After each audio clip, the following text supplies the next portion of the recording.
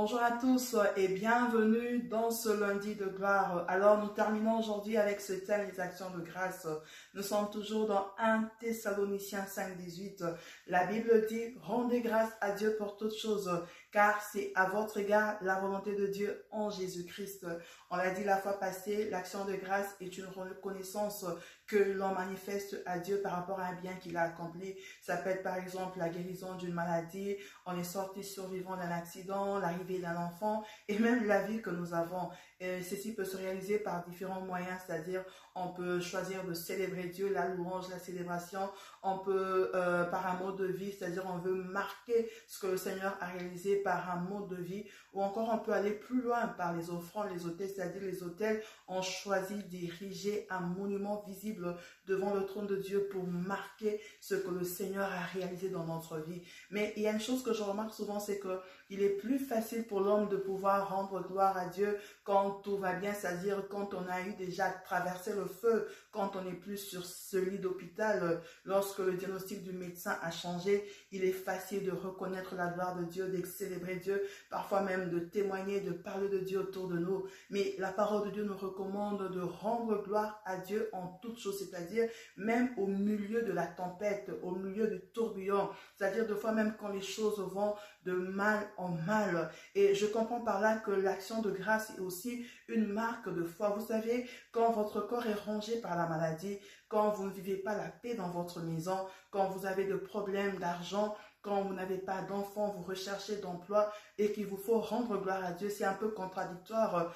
Vous élevez Dieu pour quelque chose que vous n'avez pas. Vous élevez Dieu pour un travail, vous élevez la puissance de Dieu, alors que dans votre corps, vous êtes meurtri par la douleur, alors que dans votre maison, il n'y a pas de paix. Et je pense que cette attitude ne peut que produire le miracle. Pourquoi? Vous avez foi en Dieu et vous vénérez la toute-puissance. C'est une forme de reconnaissance de la puissance et de la grandeur de Dieu. Alors nous sommes dans Jean 6, c'est un récit que nous connaissons tous, la multiplication de pain. Jésus qui est avec les disciples qui traversent, il y a la foule qui suit Jésus. À un moment, il va soulever les yeux, il va voir cette grande foule et il va poser la question à Philippe de savoir comment est-ce que ces gens allaient se nourrir. Lorsque Jésus pose la question, ce n'est pas parce que Jésus était incapable. Jésus savait que ces gens allaient manger. Jésus savait ce qu'il allait faire. Mais Jésus a posé la question à Philippe pour éprouver Philippe. C'est pour savoir est-ce que Philippe aussi croyait que Jésus était capable de nourrir la foule. Et Philippe va répondre comme les hommes, comme tout humain pour dire,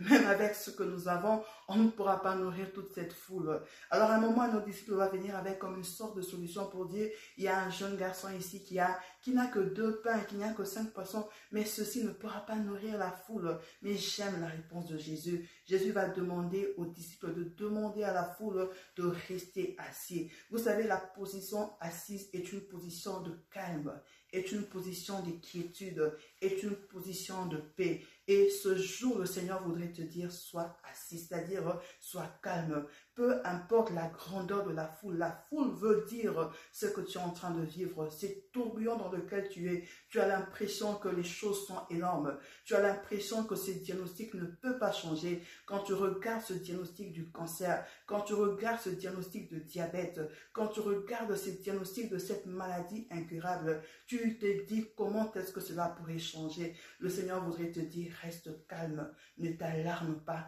Il est capable de changer cela. Et la foule va se mettre. Et par après, le Seigneur va rendre gloire à Dieu. Il a rendu gloire à Dieu alors qu'il n'y avait que quelques pains et quelques poissons. Il a rendu gloire à Dieu parce qu'il savait que Dieu était capable de nourrir la foule. Non seulement de nourrir la foule, mais de le nourrir à satiété, c'est-à-dire au-delà de ce qu'il devait manger. Oui, Dieu voudrait te dire qu'il est capable d'agir au-delà de ce que tu es en train de penser. Il est capable de restaurer ta santé. Il est capable de ramener la paix dans ta maison. Il est capable de te donner ce que tu es en train de chercher. Mais commence par le célébrer. Commence par le rendre des actions de grâce. Commence à voir sa grandeur. Au lieu de voir la grandeur de la foule, au lieu de voir la grandeur de ta situation, commence à voir la grandeur de Dieu. Ou comme je l'ai dit, tu peux choisir soit de célébrer Dieu par la louange, de célébrer Dieu par l'adoration ou même par un mot de vie. Mais tu peux aussi aller loin. Ce n'est pas parce que tu n'as pas encore la chose ou parce que tu n'as pas encore vu le miracle que tu ne peux pas ériger un autel au devant de Dieu. Tu peux marquer encore même le cœur de Dieu. Ce n'est pas que quand on érige l'autel et que Dieu a besoin de ce que nous sommes en train de lui donner, Dieu voudrait juste voir le cœur qu'il y a en toi. Vous savez, j'aime beaucoup ce que dit la parole de Dieu. Lorsque Noé après les déluges, a eu à offrir, à ériger un autel. J'aime le passage qui vient après. On dit qu'il y a eu la bonne odeur qui est montée. Ce que Dieu voit, ce que Dieu veut de toi, c'est cette bonne odeur, le cœur qui donne, le cœur qui reconnaît la grandeur de Dieu, malgré toutes les situations difficiles que tu es en train de traverser. Alors, pour conclure avec ces thèmes, je voudrais simplement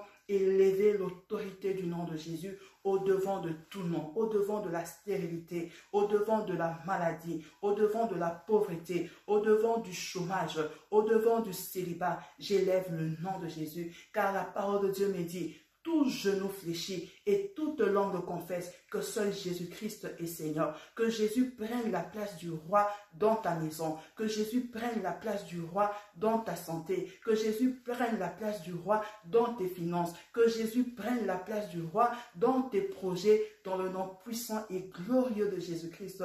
Alors, soyez énormément bénis. Que la paix de Dieu règne dans vos maisons. Que la joie de Dieu abonde dans vos maisons. Dans le nom puissant et glorieux de Jésus-Christ. Bye.